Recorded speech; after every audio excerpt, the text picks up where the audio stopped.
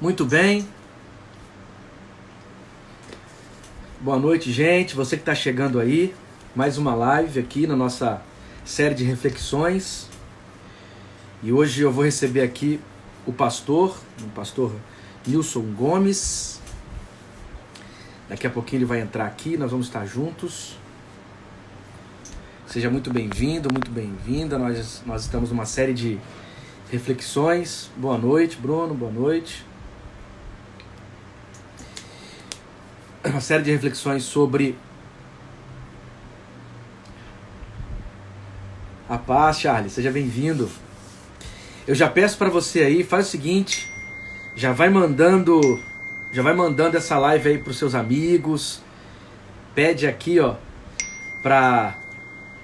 nessa setinha, manda pro pessoal aí, quem quiser, pro pessoal vir acompanhar. Eu fiquei sabendo que se apertar aqui no coraçãozinho, ele vai para mais pessoas. Hoje o tema é muito interessante, muito importante. Então, vamos disseminar essa live aí, que vai falar sobre ministério pastoral, reino de Deus, não é? Num diálogo aqui com um pastor da Assembleia de Deus, um pastor que tem já pregado em vários lugares. Ele tem um ministério, o ministério dele é um ministério de pregação, ele é um pregador itinerante. Nilson Gomes, bem conhecido pelos pentecostais de São Paulo, já tem livro escrito. Quer dizer, é uma oportunidade que nós temos mesmo de conversar sobre um assunto muito importante. Então, nós temos feito já há alguns dias, nessa quarentena, uma série de lives. E hoje temos aí mais uma live, temos chamado essas lives de reflexão aqui no meu Instagram. Ah, sim. Verdade. E aproveita, pega um cafezinho, traz o cafezinho aqui pra gente tomar junto e bater um papo, tá bom? Manda essa live aí pros teus contatos. Fala, chega aí, vamos participar, vai ter uma discussão importante, uma conversa muito importante sobre ministério pastoral, reino de Deus. Então, se você melhorou, travou aí, não? Tá travando para você? E hoje nós vamos bater um papo aqui com ele. Deixa eu ver. Opa, o Nilson Gomes já chegou. O Nilson Gomes já chegou.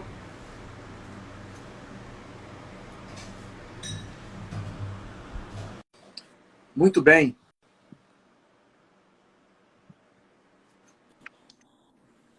Seja muito bem-vindo, pastor.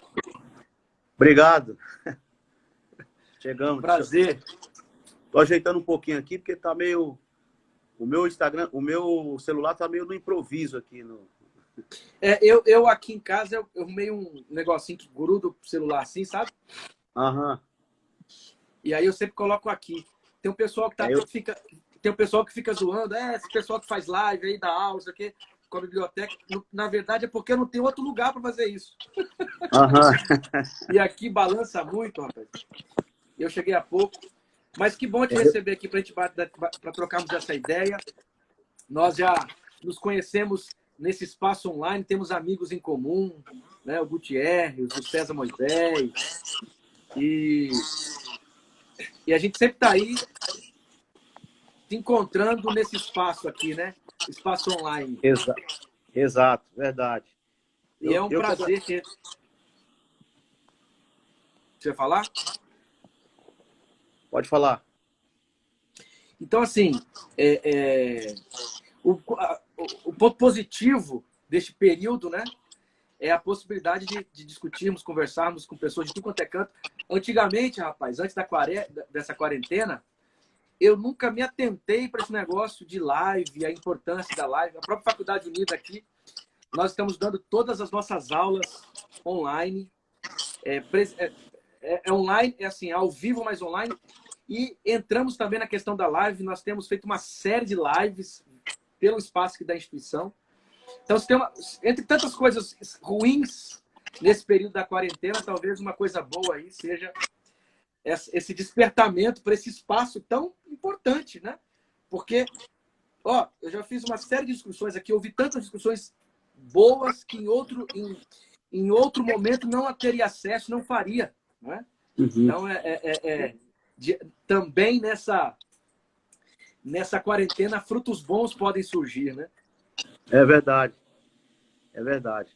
Eu também estou aqui aproveitando essa quarentena, esse meio das lives. Na verdade, eu mesmo não fiz nenhuma, né? Estou assim, participando de lives, com alguns amigos que convidam e tal. Agora a sua, que por sinal me senti muito honrado para poder participar. E acompanhando. Tenho aprendido bastante, ouvindo, inclusive as suas. Estou assistindo praticamente todas as suas lives aí com vários colegas, amigos, parceiros aí. E a gente está aqui, antenado, e está sendo enriquecedor, né? Ótimo. E é muito bom te receber que vai te bater um papo, viu?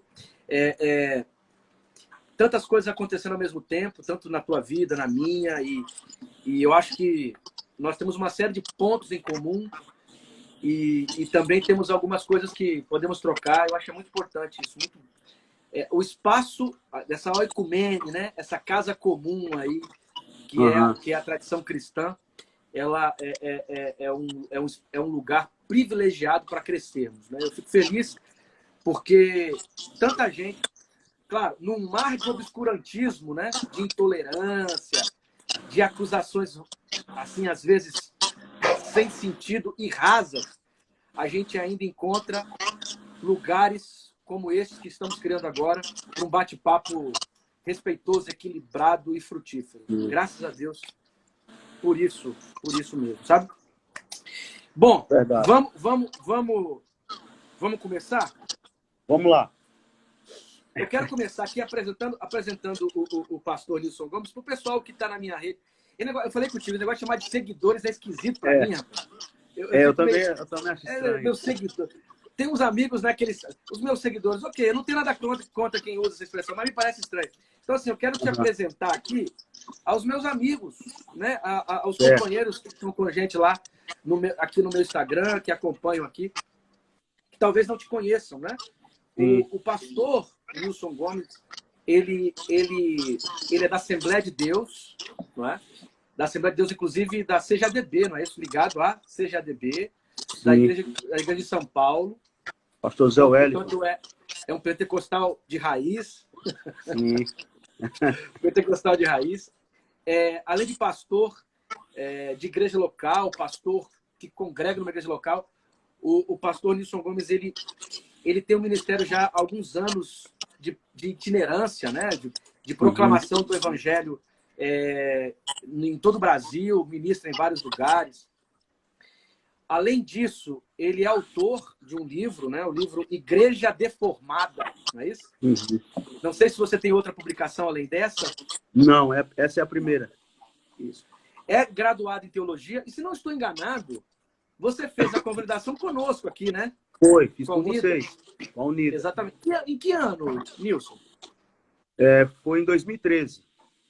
Eu não tinha chegado aqui ainda, não. Eu cheguei em 2015. Na época, 2013. Com a saída do Zabatiero, foi quando surgiu aqui o processo seletivo e eu cheguei. Aí viemos a Claudete, lá da Alemanha, e eu. Bom, então, o Nilson, ele é um ministro das Escrituras, formado em teologia, escritor de livros, que tem uma posição muito profética, né? Uma posição muito declaradamente bíblica, e inclusive nesses últimos dias aí, um dos seus sermões circulou nas redes. O meu convite ao Nilson não veio por isso, eu já tinha falado com ele ao vivo antes, conversando com o César. Só que, vendo assim, lembrei, rapaz, é verdade, eu tenho um convite ao Nilson, eu quero fazer agora diretamente e tal.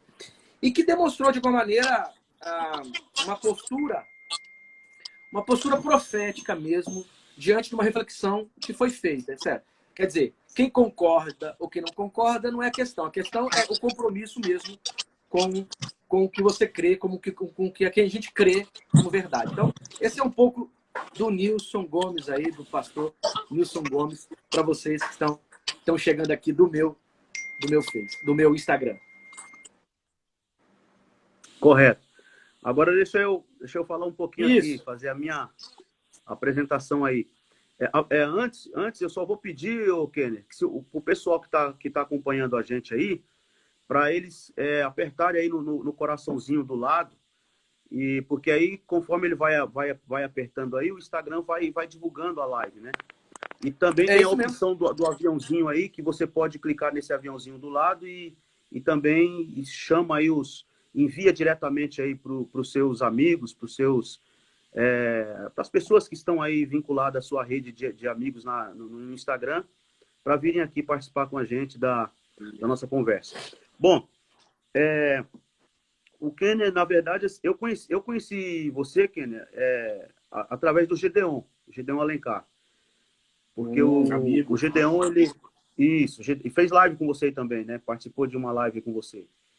E o Gedeon, ele foi meu professor lá no ISEC. Na época, ele era o diretor do ISEC e também professor nosso lá. E aí eu estava escrevendo o meu livro aqui, né, o Igreja Deformada, e pedindo as orientações do Gedeon, né? Aí mandei o texto para ele e tal, já estava praticamente finalizando o texto, já tinha praticamente finalizado. Mandei para ele o texto para ele fazer algumas correções, principalmente num capítulo lá que eu falo um pouquinho sobre a questão do pentecostalismo. Não é sobre esse o assunto, mas a gente mexe um pouquinho superficialmente ali. E aí o Gideon me devolveu o texto e perguntando para mim se eu tinha lido o Experiência e Hermenêutica Pentecostal. E eu falei assim, não li o Experiência e Hermenêutica Pentecostal. Eu falei assim, cara, você não pode lançar esse livro, não sei qual é a sua pressa, mas você não pode lançar esse livro sem ler o Experiência e Hermenêutica Pentecostal. Aí eu corri, fui na CPAD, comprei o livro, né? Na época ainda tinha lá, né? Ainda estava em circulação ainda, estava sendo comercializado ainda na CPAD. Fui lá, peguei o meu exemplar e li acho que em 2 dias, salvo engano, em 2 dias eu li o livro. E assim, é interessante, Kenny, antes de falar de você, deixa eu dar esse testemunho. Esse testemunho, exato. Interessante que eu tava escrevendo meu livro Igreja Deformada, e esse livro foi escrito a partir do meu contexto pentecostal. Então, a partir do contexto pentecostal, a partir da minha própria experiência nas minhas viagens pelo Brasil, pregando, diga-se de passagem, 90% da minha agenda, 99% da minha agenda é na Assembleia de Deus, da convenção, da CGADB. É muito raro, não que eu não pregue em outras igrejas, mas é que é raro as pessoas me convidarem. Eu atendo todas as igrejas que me chamarem, mas é raro eu receber convite de outras igrejas, e a maioria é no nosso ministério, da Assembleia de Deus do Belém, da nossa convenção, da CGADB, em todo o Brasil. Então, a partir da minha experiência pregando, viajando Brasil afora e do meu contexto pentecostal, eu sou filho e neto de pastor, nascido e criado na Assembleia de Deus, todo esse chão meu, nasceu o livro. E eu vim assim, criticando assim, as críticas lá em cima, né? Foi escrita a partir do meu contexto e batendo lá em cima. E aí, quando eu li o seu livro me fez eu baixar a bola, vou usar essa expressão. Me colocou para baixar a bola, porque eu comecei a ver outros pontos. Você me fez, através você e o Mesquiati, né, que escreveram juntos aqui o livro, vocês me fizeram ver por outros ângulos, por outros viés, por assim dizer, coisas que eu estava talvez empolgado ali, ou talvez movido por esse sentimento apologético, sei lá, de querer defender um pentecostalismo raiz, um pentecostalismo clássico. De repente eu estava sendo até meio que extremado. E o seu livro me fez eu ter esse entendimento. Aí mudei muita coisa no texto. O seu livro entrou na citação. Eu cito várias vezes o seu livro no meu livro. Eu não tenho o teu livro, eu preciso adquirir. Você não tem? Então, entrou para a bibliografia do meu livro. Então, agradeço muito ao Gedeon, que foi através dele. E agradeço muito a você e ao Mesquiati pelo texto que vocês escreveram, que pelo menos para mim me foi muito útil, me ampliou aí outros horizontes aí e me fez enxergar de forma mais cuidadosa, por assim dizer, de forma mais cuidadosa.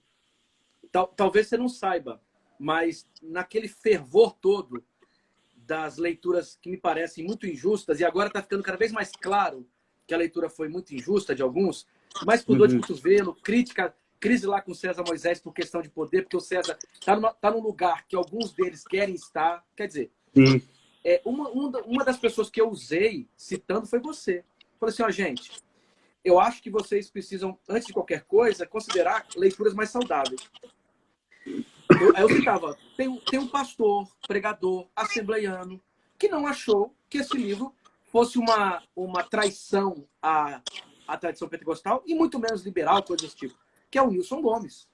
Quer dizer, eu te citei algumas vezes, porque eu vi você escrevendo isso em alguns lugares. Eu vi uma vez você escrevendo isso lá no Instagram daquele pregador também, o Eliseu, né? Pastor Eliseu, é isso? Isso, Pastor Eliseu. Eu vi você escrevendo assim para o Gutierrez. Eu vi você falando uma vez numa live com a gente. Quer dizer, que mostra que um assembleiano que representa de verdade a tradição assembleiana, que nunca foi uma tradição intolerante. A tradição assembleiana nunca foi intolerante. Pelo contrário, a história do pentecostalismo é o inverso da intolerância. Ela representa a inclusão de grupos que não eram nunca aceitos. Né? Você tem a Rua Azusa, você tem vários movimentos. Quer dizer, aquilo que você mesmo diz, né? É inconcebível para um assembleiano desejar a morte de alguém porque não se enquadra. Quer dizer, assim, então, assim, por isso que repercutiu tanto a sua figura, a sua fala. Não é porque ela é renovada, porque ela é nova. É porque coisas importantes que se perdem se tornam novas quando surgem num contexto de obscurantismo. Então, a tua leitura e o que você falou e aquilo que você escreveu me serviu, inclusive, de fonte para que eu pudesse usar mesmo. Gente, ó, não achem que só tem esse jeito de ler. Não achem que nós temos que outros pentecostais, aí o Nilson Gomes, que lê de outro jeito, o mesmo texto. Inclusive, eu até estava conversando com um dos professores aqui de uma faculdade de teologia aqui em São Paulo, e aí ele estava, inclusive, com um livro e estava tecendo comentários negativos, né? Não, porque esse livro aqui é liberal, isso aqui é uma teologia liberal. Eu falei, onde você está vendo teologia liberal aí, pelo amor de Deus?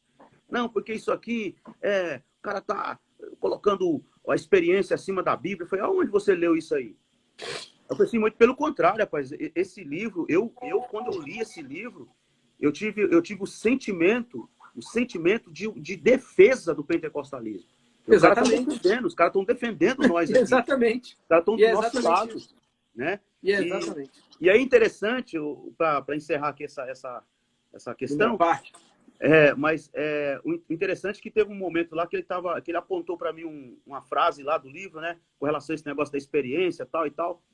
Aí eu falei assim, mano, mas você tá lendo o prefácio, pô. Quem que escreveu o prefácio foi o Israel. É isso mesmo. É isso mesmo. O Israel Araújo. Recebemos mensagens sobre isso.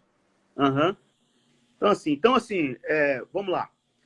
Para os queridos amigos aí que participam comigo aí no Instagram, que nos acompanham aí, esse é o Kenner. O Kenner é pastor, que tem pessoas que te olham assim, né? O cara é um teólogo, é teólogo, mas o cara é pastor de igreja.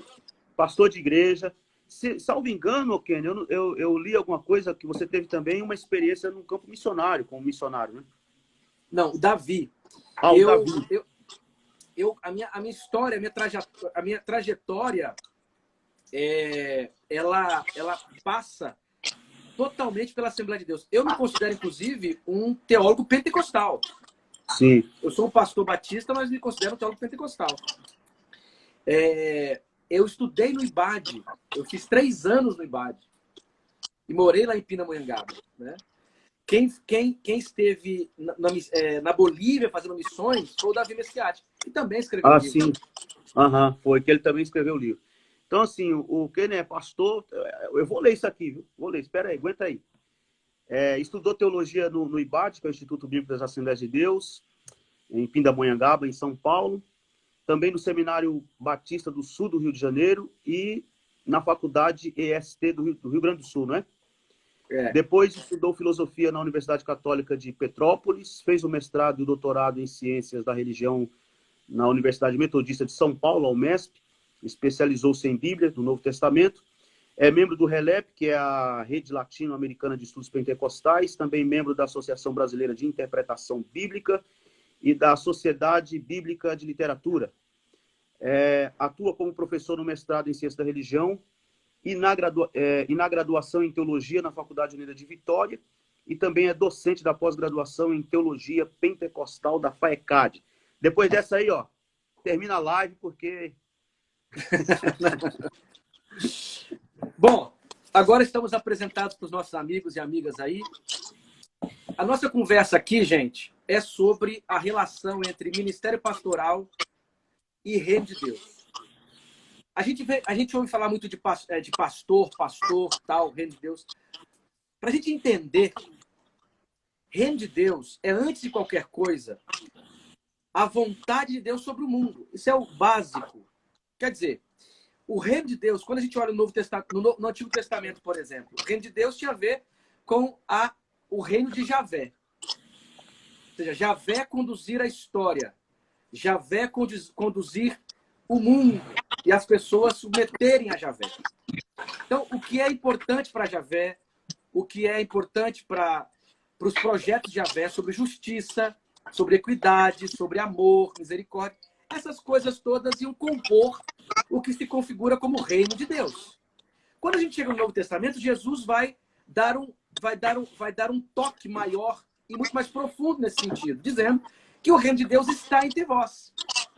Quer dizer, essa presença, quando Jesus cura, expulsa um demônio, fala de libertação, prega a justiça, ele está dizendo, o reino de Deus está entre vós. Está como? Está de forma homeopática. Está como um já que vai chegar a um final apoteótico.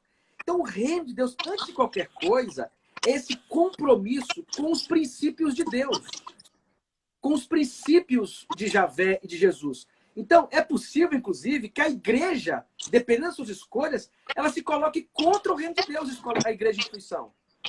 Porque se a igreja, a instituição, fizer escolhas e caminhos que não se preocupam com o que o reino se preocupa, ela está se colocando contra o reino.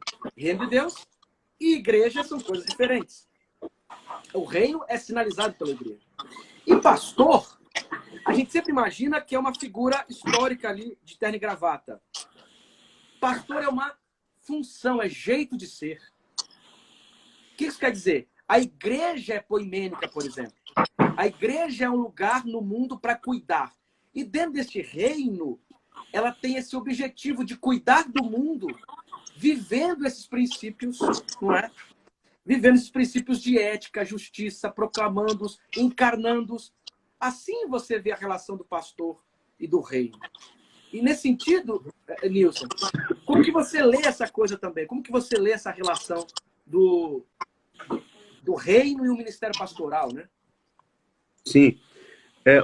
Kenny, inclusive, assim, eu penso que um caminho assim, bem, eu diria, prático e simples de se falar do reino de Deus, na perspectiva do conceito de reino de Deus, é você fazer uma leitura a partir da própria pessoa de Jesus, né? Isso aí. Eu até não sei se você conhece esse autor aqui, ó, o Rick Watts, acho que é assim que fala o nome dele. Ele escreveu Jesus, o modelo pastoral. É um texto, na verdade, foi uma palestra que ele deu. Ele é australiano e esteve aqui no Brasil, deu uma palestra e transformou em livro. E ele trabalha basicamente aqui nesse texto o Evangelho de Marcos, uma leitura do Evangelho de Marcos. E ele resgata exatamente essa ideia de que o reino de Deus veio na pessoa de Jesus Cristo. Então, por exemplo, quando a gente lê o capítulo 1 de Marcos, do Evangelho de Marcos, versículos de número 14 e 15, que diz: depois de João ter sido preso, foi Jesus para a Galiléia pregando o evangelho de Deus, dizendo: o tempo está cumprido e o reino de Deus está próximo. Arrependei-vos e crede no evangelho. Então, assim, é interessante porque eu mesmo já li, já ouvi várias leituras desse tipo, e eu mesmo já fiz esse tipo de leitura, que a gente lê a expressão da fala de Jesus, o reino de Deus está próximo, a gente faz aquela leitura escatológica, né? Temporal, né? Próximo de tempo. Isso, exato.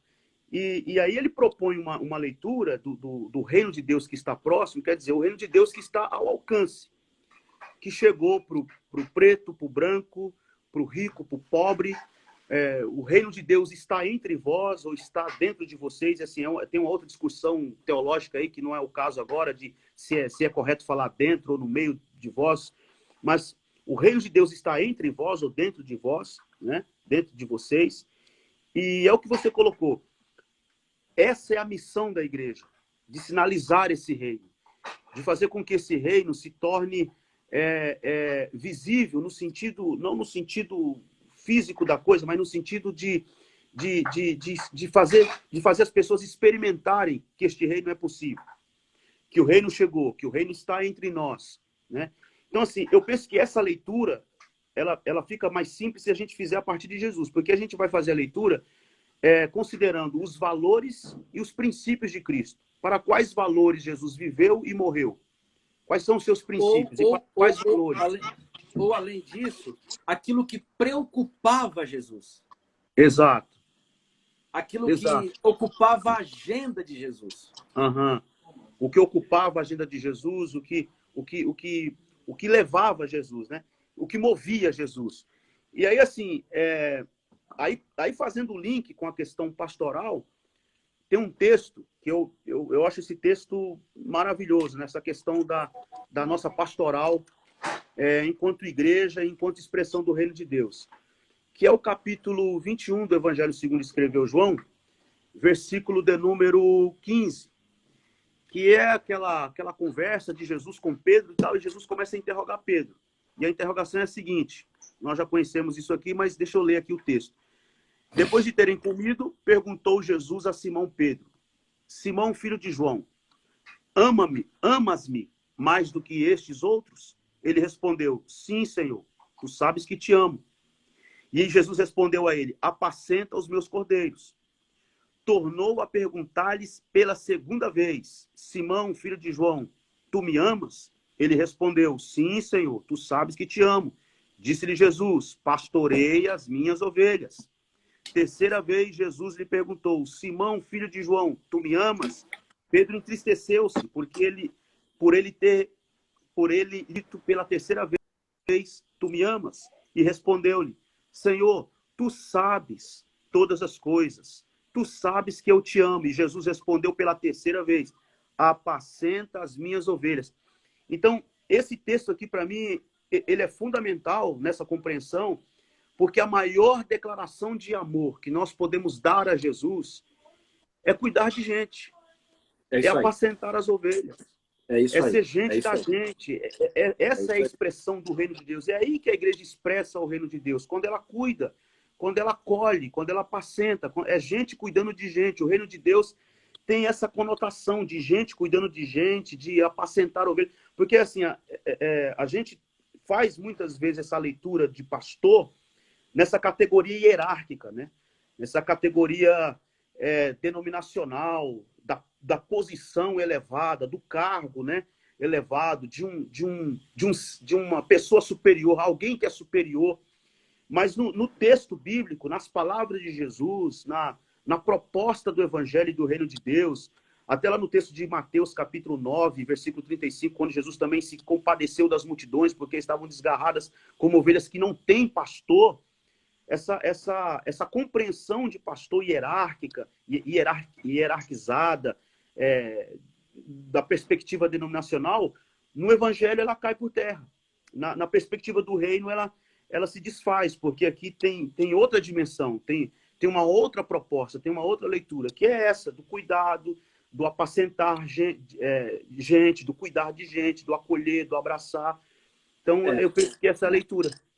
Perfeito. E o que você disse aí abre uma centena de portas aqui. Assim, e eu acho que duas portas abrem aqui. Primeiro, uma análise por que, de alguma maneira, a ideia de pastor, no contexto do Brasil e da América Latina, se tornou essa relação hierárquica. Uma das razões é porque o Brasil ele tem um negócio na estrutura da sua história, que é um negócio chamado coronelismo, que não foi inventado pela igreja, claro que não, está nas estruturas profundas da história do Brasil. Então, essa lógica coronelista, quando a gente fala assim, ó, que a igreja não pode amar o mundo, no fundo, a história, a ideia coronelista é um tipo de mundo que entrou na chave de interpretação do ministério pastoral. Quer dizer, o que é o pastor? É quase que um coronel que as pessoas precisam, de alguma maneira, se submeter acriticamente. Aí eles vão lá e usam aquele texto da historiografia deuteronomista, né? Lá da história de Israel, que Davi não tocou no ungido, e aí tornam a figura do pastor mais alguém a ser servido do que servir. Sim. Lembrando que o texto que o Nilson citou aí, ele está no mesmo bloco que começa no capítulo 13 de João. E lá no capítulo 13, Jesus lava os pés dos seus discípulos e diz assim, ó, vão e façam o mesmo. Entre eles está Pedro. Quer dizer, a ideia do pastoreio aqui tem a ver com lavar os pés e não ter os pés lavados. Quer dizer, Pedro agora é o mesmo Pedro. Vai e cuida. Parece que o pessoal, às vezes o pessoal lê assim, Jesus está colocando Pedro como uma figura hierárquica. A tradição católica romana leu assim, mas o evangelho de João não permite lermos assim. Aquele bloco ali, e é um negócio radical, sabe por quê? Porque do capítulo 1 ao 11 de João, é Jesus se mostrando como Deus. Os 7 sinais dizem assim, ó, Jesus não é nada mais, nada menos que Deus. Aí no 13, acontece um negócio absurdo. Deus lava os pés do povo. Pedro quase não aguenta, né? Pedro não suporta. Não me lava, o que é isso? Aí Jesus olha para Pedro assim, Pedro, presta atenção, a maneira como você interpreta liderança não é como eu interpreto, não. Se eu não puder lavar os teus pés aí, você não me conheceu, você não tem parte comigo. Aí Pedro, então me banha todo. Quer dizer, Pedro representa nesse momento exatamente essa ideia de pastoreio autoritário, hierárquico, coronelista. Jesus está propondo agora a igreja ser pastora, lavando os pés uns dos outros. Quer dizer, o que é ser pastor? Antes de qualquer coisa, aquilo que você disse. Ter o ser humano em primeiro lugar, tão importante a ponto de me disponibilizar a lavar os pés. Isso é pastorear. Agora, a gente pergunta, como pode, então, ter se transformado em algo tão contrário a isso? Uma das razões é que é possível que se a igreja não acorda, se a igreja não tem uma autorreflexão, não estiver aberta a sempre se reformar, é possível que ela vá se transformando em algo, aqui questão pastoral, se transformando em algo que seja completamente antagônico ao projeto de Jesus. Imagina, aquilo que deveria ser o projeto de Jesus se transformar numa espécie de contrariação do projeto de Jesus e do próprio Jesus. Isso aí que você está falando é uma coisa assim, absolutamente importante, que a gente devia dar uma atenção, toda a atenção possível, porque assim, qual que é o grande símbolo, se a gente pode dizer assim, né? Se eu posso dizer assim, qual que é o grande símbolo aí da expressão pastoral? Toalha e bacia na mão. Toalha e bacia na mão, né? Uma bacia com água e toalha. Qual que é o grande gesto? É o de se ajoelhar, né? Só que aí a igreja troca, inverte, né? Inverte, ela opta pelo poder. E aí nós vamos ter um problema muito sério, porque essa é a proposta do diabo, né? quando Jesus foi tentado, na tentação do deserto, isso aí fica muito claro. O diabo, essa proposta do poder, essa proposta de ser servido, essa ideia de poder e de ser servido, é uma proposta do diabo. Foi ele que ofereceu a Jesus: usa o teu poder, transforme as pedras em pães, se tu és o Filho de Deus. Usa o poder de Deus, salta daqui lá embaixo, porque está escrito, os anjos vão receber ordem ao teu respeito. Usa o meu poder. O diabo foi tão atrevido que ele disse, ele deu como opção para Jesus também usar o próprio poder dele. Usa o meu poder. Se prostre, me adore, eu vou te dar todos os reinos do mundo. E Jesus jogou no lixo. Jesus disse: nem só de pão viverá o homem, não tentarás o Senhor teu Deus. Está escrito: somente ao Senhor teu Deus adorará, somente a ele servirá. Jogou no lixo.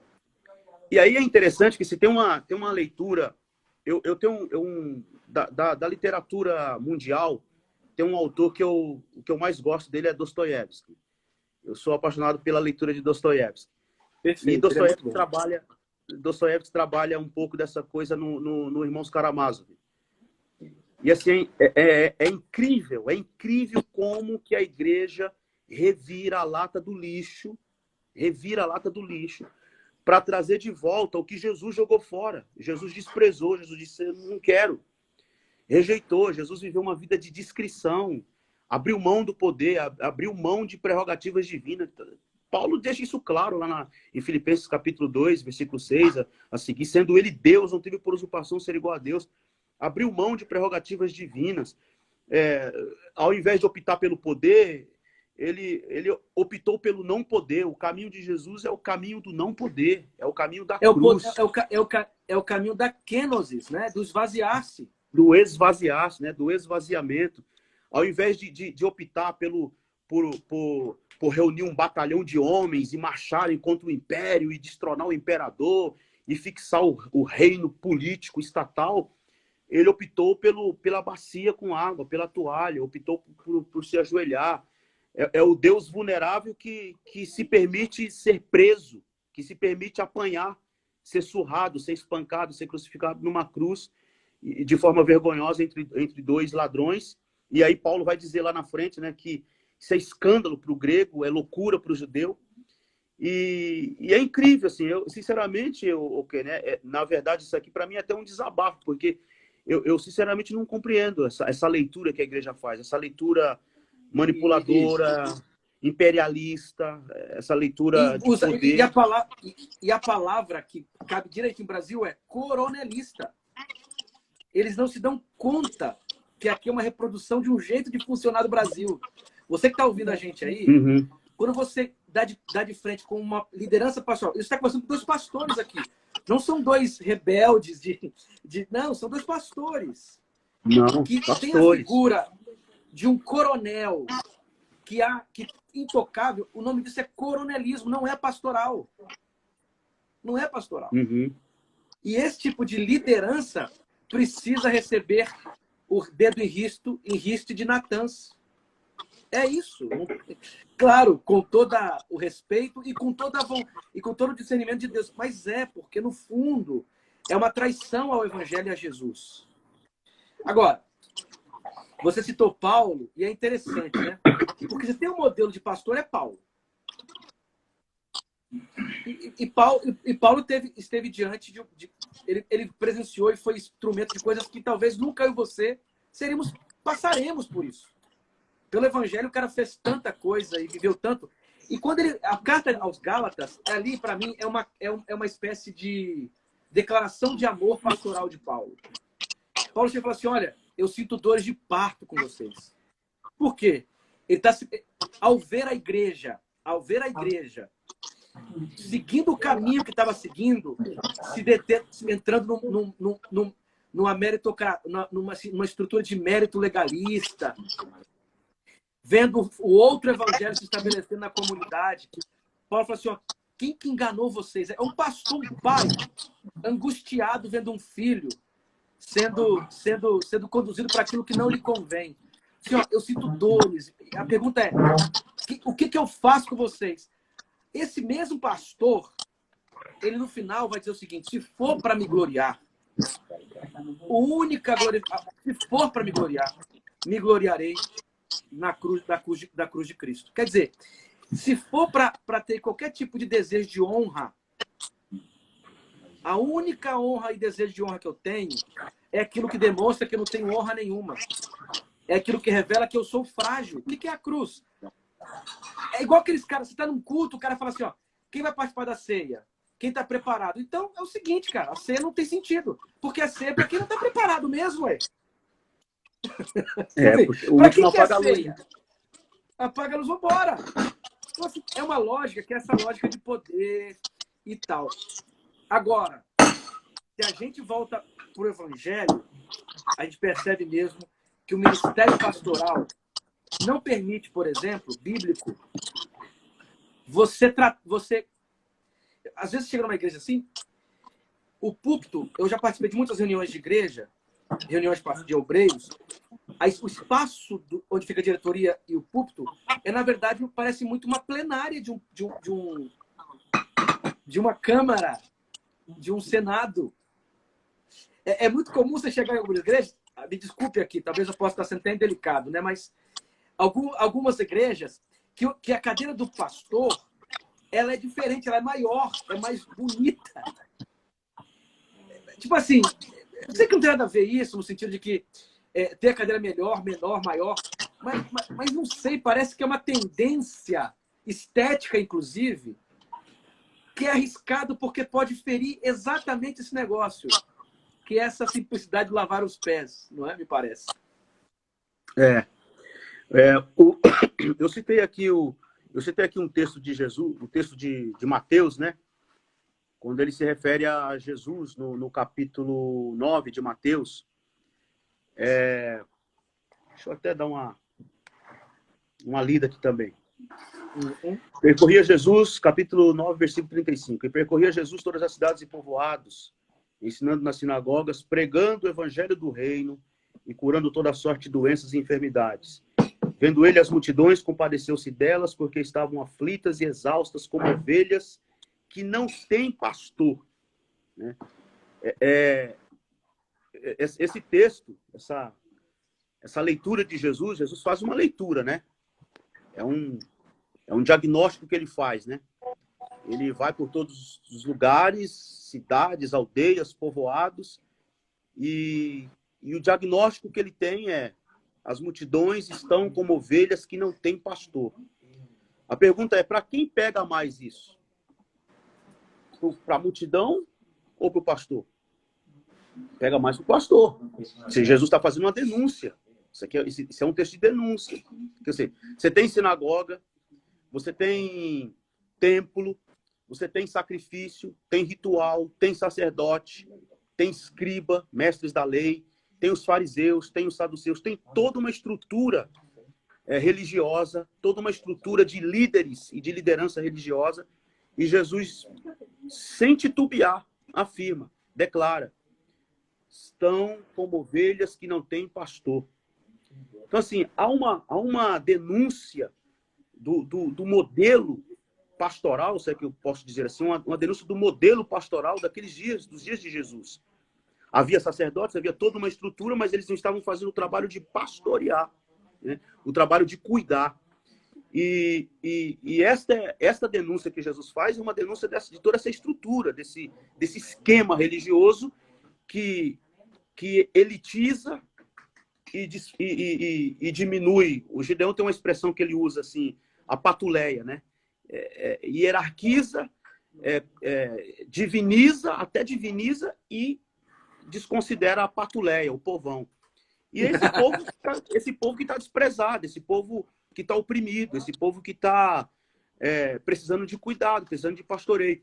E aí, Kenny, eu quero aproveitar aqui até para abrir um parênteses aqui, para dizer o seguinte, que muitas vezes as pessoas ouvem um tipo de conversa como essa, as pessoas nos têm por críticos ácidos, ou por inconvenientes, ou por gente que está criticando o sistema, criticando o pastor A, o pastor B, o pastor C, e não é o objetivo aqui. Deus que me livre disso. Deus que nos guarde disso, na verdade. Eu quero abrir esse parênteses aqui, porque muitas vezes as pessoas... O meu livro mesmo, quando eu escrevi meu livro, antes de lançar o livro, eu estava fazendo propaganda nas redes sociais, divulgando que o livro ia ser lançado, aí eu comecei a receber um monte de mensagens, as pessoas dizendo, nossa, igreja deformada? Ah, tem tanta coisa boa da igreja para você falar e você escreve um livro para falar mal da igreja? Porque, assim, as pessoas não toleram críticas. As pessoas acham que se você está criticando ou discordando de certo modo, você é um inimigo, é um intolerante no sentido de dizer que você não concorda com ninguém, que você é só do contra, etc e tal. Por que eu estou dizendo isso? Porque nesse vídeo mesmo meu que viralizou agora essa semana aí, eu recebi várias mensagens, inclusive de pessoas inclusive me criticando e falando que eu tô... Nilson, eu imagino que você tenha passado, cara. Eu sei porque eu vivi isso na pele. Eu imagino que você não passou. Rapaz, o que eu tô passando, porque o que eu tô recebendo de mensagem, comunista enrustido. Hoje mesmo o cara mandou uma mensagem para mim falando que eu sou um esquerdopata. Como é que foi que ele falou? Esquerdopata fingindo de pastor, uma coisa assim. Se você é um esquerdopata fingindo de pastor, comunista enrustido, vai para Cuba, vai para a China, etc. E outros... Você é casado, né? Tem esposa, tem filhos, não é isso? Sou casado, tenho dois filhos. Tem esposa, filhos adolescentes. Então, só para o pessoal ouvir aqui e mandar para quem quiser aí.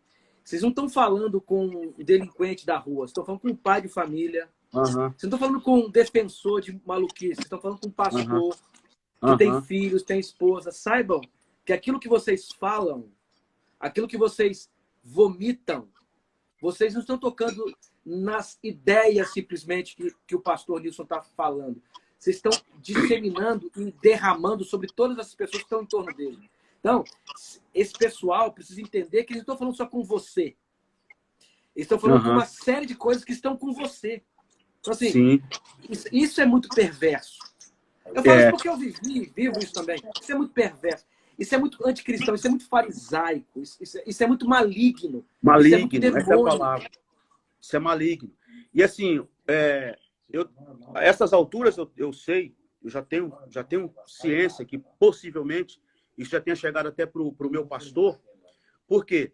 Porque no vídeo, o vídeo foi... Aquilo ali é uma mensagem que eu preguei sobre santidade. Não tem nada a ver com política, não tem nada a ver com criticar a igreja. É uma mensagem, o tema dela é santidade. Está lá no meu canal no YouTube. Eu ouvi a mensagem toda. Você ouviu toda? A mensagem você faz uma exposição da teologia da graça. Graça e lei, ué. Sim, graça e lei, exatamente. Eu falo sobre santidade, faço essa exposição sobre graça e lei, e a mensagem está lá na íntegra para quem quiser ver. Essa mensagem foi pregada numa conferência de jovens na sede das Assembleias de Deus de Ipatinga, em Minas Gerais, em julho de 2019, o ano passado, está com quase um ano. E aí reportaram o vídeo exatamente quando eu estou falando o nome do pastor José Wellington Bezerra da Costa. E aí, eu recebi um monte de ataque, as pessoas dizendo que eu estou falando mal do pastor José Wellington. Só que o pastor José Wellington é meu pastor. Eu congrego diretamente com ele. Eu sou pastor auxiliar na sede do Belenzinho, aqui em São Paulo.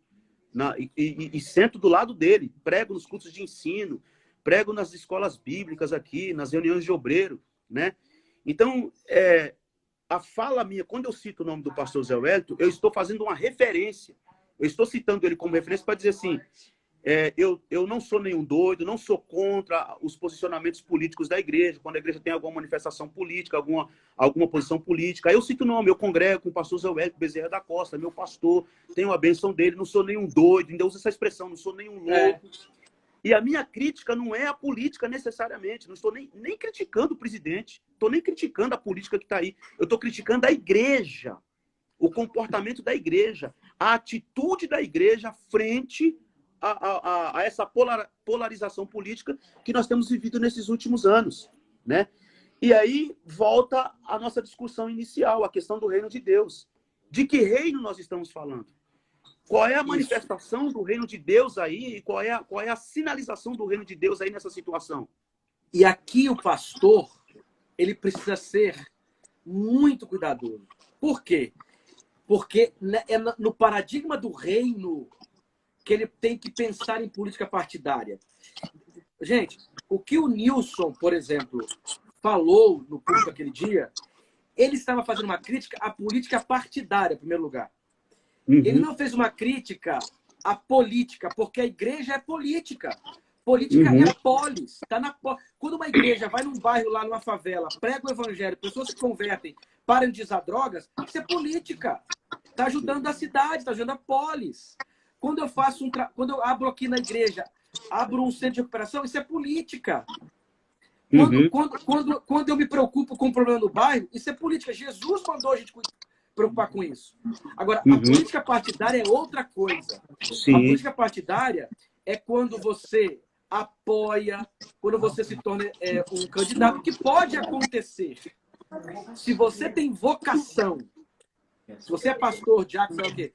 É membro, mas tem vocação para representar o povo, que política é partidária é vocação, vá. Mas primeiro, saiba, você não pode usar a igreja para isso.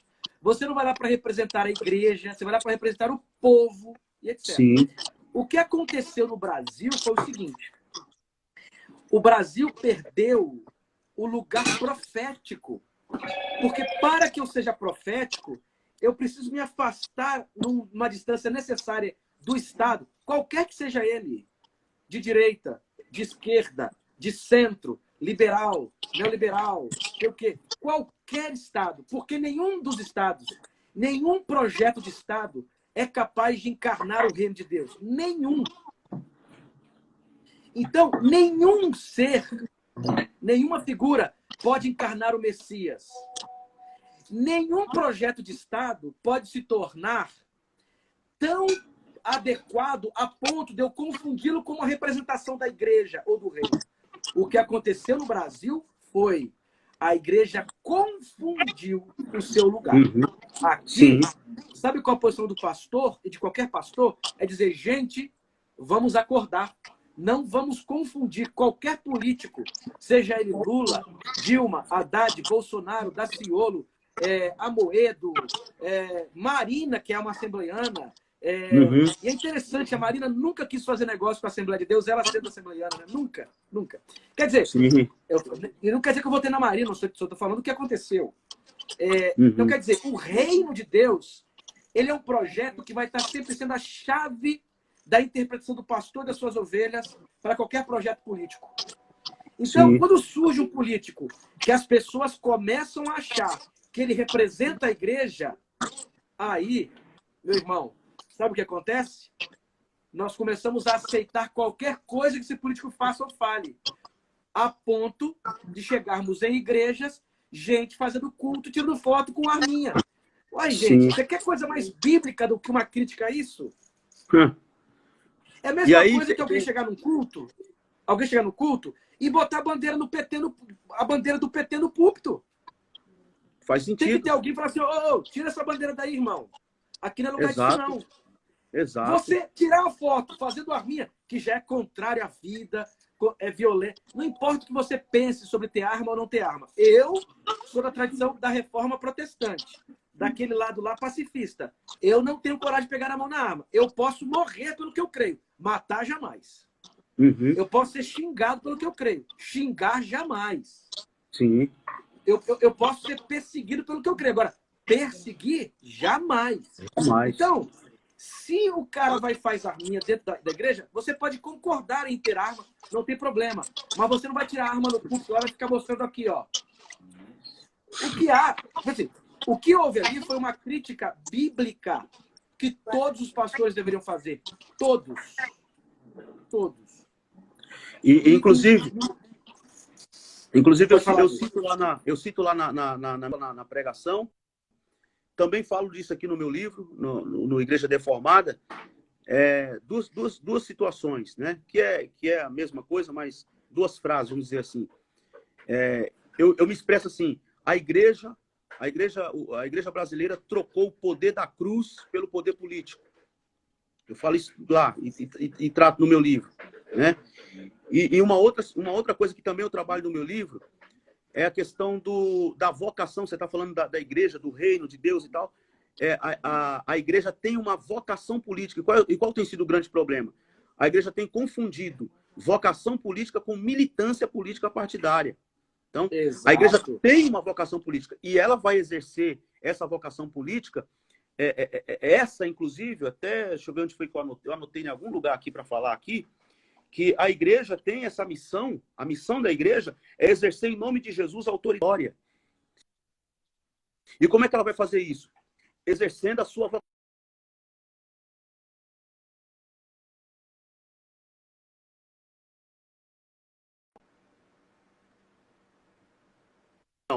Em Lucas, capítulo 4, quando Jesus pregou a primeira vez, pregou não, né? Jesus leu o texto lá na sinagoga em Nazaré, onde ele foi criado, ele leu exatamente o texto que na nossa Bíblia está lá no Isaías, capítulo 61, né? E aí ele diz, vai lendo, o Espírito do Senhor está sobre mim, tal e tal e tal, para que sejam plantados, para que sejam chamados carvalhos de justiça, plantados pelo Senhor para a manifestação da sua glória. Então, o cerne da mensagem de Jesus foi justiça. No Sermão do Monte ele diz, busca em primeiro lugar o reino dos céus e a sua justiça. Estão te cortando, Nilson? Eu vou fazer Sim. o seguinte, ó.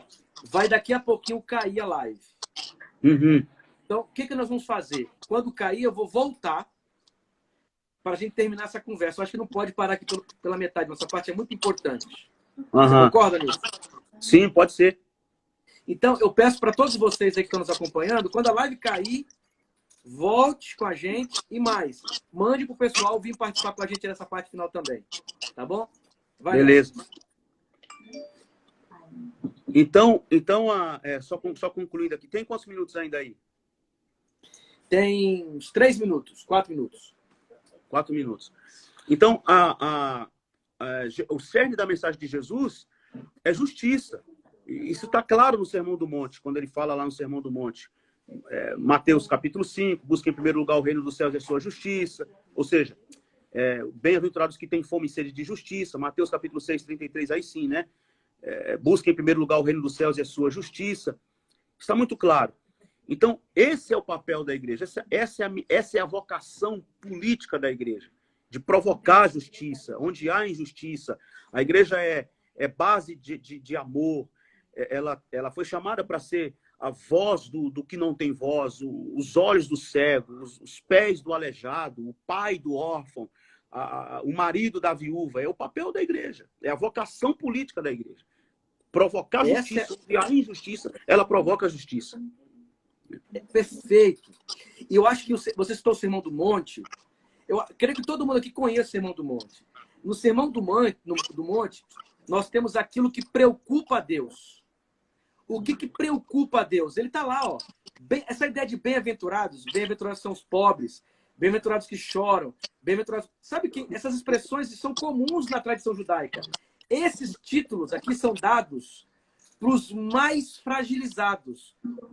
Os que deploram, a expressão no original é os que deploram os que choram. Quer dizer, que por conta da injustiça, são os que deploram. Aí Jesus diz, deles é o reino de Deus. É como se ele dissesse o seguinte, estes preocupam a Deus. Aí Jesus olha para a multidão e diz assim, ó, vocês querem me seguir? Então se preocupe com eles também. Então, a partir disso aqui, é que eu vou fazer política. Vou apoiar ou criticar, inclusive, projetos políticos. Mas nunca confundir esse lugar da igreja e do reino com qualquer projeto que seja de Estado. Quando isso acontece, sabe no que nós caímos? Nós afogamos a nossa missão profética, porque não podemos mais criticar a quem dependemos, e perdemos o nosso lugar de separação de projetos contra o reino, porque não vamos mais ter condições de criticar e se afastar, porque estamos tomados por esse projeto. Exato. Vai cair exatamente agora, Nilson, agora, ó, 10 segundos. E a gente volta para continuar essa conversa e fechar bem esse nosso bate-papo aqui. Valeu. Uhum.